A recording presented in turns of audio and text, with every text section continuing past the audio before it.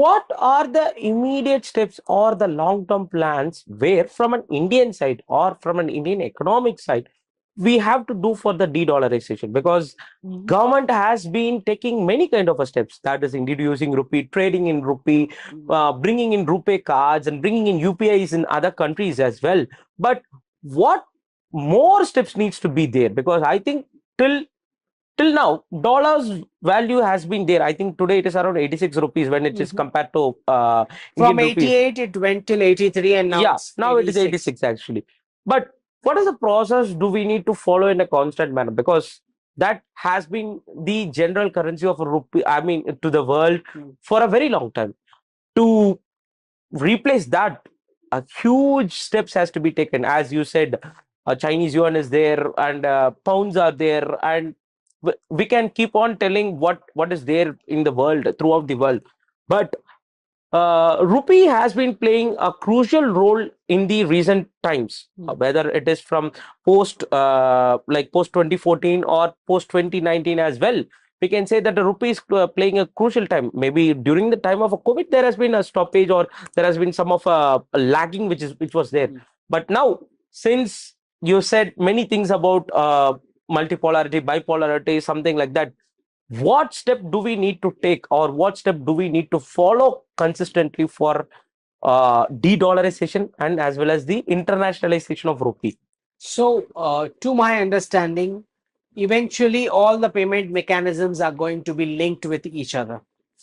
So, I will not be surprised that eventually, after all this chaos, what happens is multiple payment mechanisms will be linked with each other. And you should not be requiring any currency in between once that is concluded. Of course, it's going to take years, but I think post 2029 30, there is a doubt if at all you would require any currency in between. And even if you do require, these are going to be CBDC coins which are being exchanged. Okay, so it's going to be a electronic format. Okay, even in the multilateral trade format. So technology essentially replacing dollar and the English language both. Somebody is going to speak in Tamil.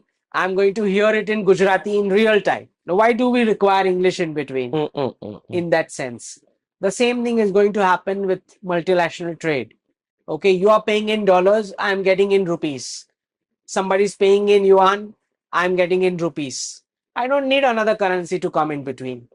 That's what technology is going to do with the US dollar and English language. China has been our economical rivalry for decades, Mhm. and it takes more decades to counter them, to grow over them, Hmm. or to grow above them. In that case, what is the immediate steps we need to follow, sir? Well, I would not idealize the Chinese way of growth because the two societies are fundamentally different. Mm, I'm not just talking about a communist governance. I'm saying the Chinese were able to, or in fact, the West actually trained them to achieve this. So we are not going to be allowed that kind of technology theft from the West or free dollars flowing in to price our products at Chinese levels. We are not going to get those kind of privileges which China had. Plus, the way they were able to have a communist regime on their own people and getting the output from them. And if you look at the discipline which the Chinese population has, the work discipline, I don't think we Indians are going to achieve that discipline ever. okay. Okay. So, So one part is, the Chinese government overpowering them. Even if you remove that, they have become so disciplined and mechanized. We are never going to achieve that level. Okay.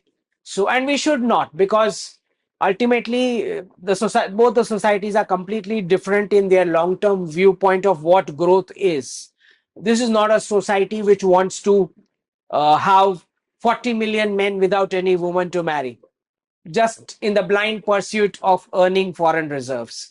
So we are not into that, a big export oriented model kind of a factory where our natural resources would be exploited our cities get polluted. We are not going to go that path. So let us not compare that. But what we would like to do is more kind of production by masses and customized production by masses, and only the surplus going to the elite of the rest of the world, not to the masses of the rest of the world. That is the kind of exports I think we should aim at. Since we talk about de-dollarization and internationalization of rupee, well, US like this because automatically it is their domination which we are bringing in down. Will US like this kind of a domination which has been done by Indian economy? And the second thing is US wants us to grow in order to surpass China in the Asian region. How will they encourage us? Because tackling China or countering China, if we grow, it is some at some point of time we are growing ourselves in the global level. So how will US manage both the things together? Well, we are not interested in any kind of lectures from the West. What US wants is none of our business. So we definitely are looking for a partnership, but we are not looking for any kind of an alliance with the US. We are interested in technology partnership, technology transfer. We are interested in joint production. We are interested in some of the matching values and work ethics that we have to a level, but we do not agree with their global plans of domination. So Delhi has to carve out its own path in a way where we are not going to label the Chinese, Russian, or the American as enemies. We have to understand where our interests overlap with each of them, and work out win-win in those situations where these overlaps can happen. For the rest of the part, we can leave it to our decisions. So that is there. That Yeah. is the so I think the shift which has been taking place for the And last whether, I mean, since you mentioned whether US will like de-dollarization or not, understand they have reached a point where dollarization or the reserve currency status which they have, if they continue with this status, in the next 5 years, the Chinese will take over their entire national security structure. okay. So I do not think dollarization or the reserve currency status is in the interest of Americans either. Okay. Second, they have a huge mountain of debt on their head, which they have to wipe out clean. Because of the free dollar printing, their society has become almost unproductive and demonic in terms of consumption. So they have to rectify that as well. They cannot be living off their, their purchasing power. Mm. So it cannot happen for any longer.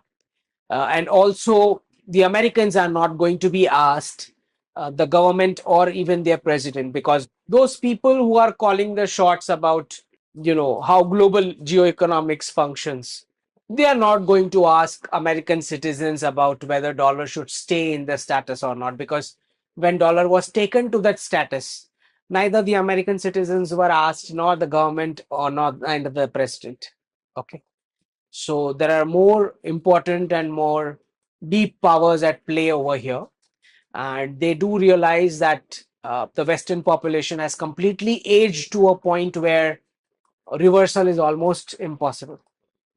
And they are interested in profits. And profits is a factor of young population consuming. So young population which consumes, and if they are handed over a currency which is having a good purchasing power, that makes maximum profits to the powers to be.